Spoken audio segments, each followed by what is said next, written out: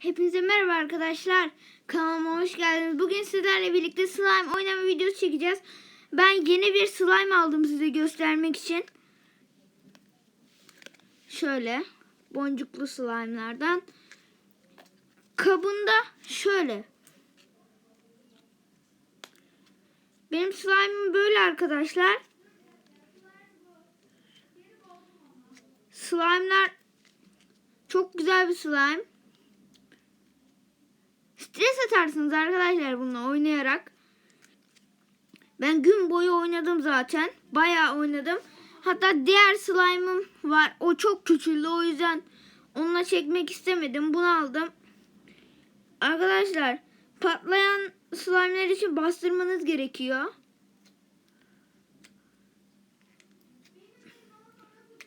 Benim slime'ım patlayan slime'lardan.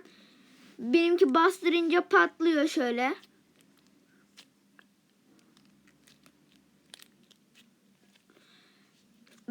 Benim diğer slime'ım da boncukluydu arkadaşlar. Ben ondaki boncukları çıkartıp buna koydum daha çok ses çıkartması için.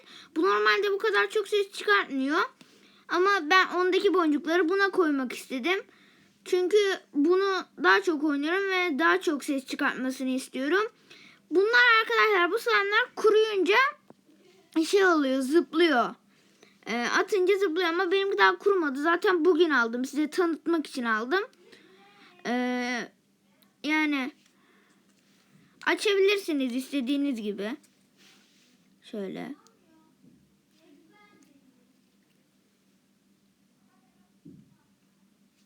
Allah, koptu arkadaşlar. Bazen kopuyor böyle. Ama kopması sizin için sıkıntı değil. Çünkü hemen yapışıyor arkadaşlar. Çok iyi bir slime.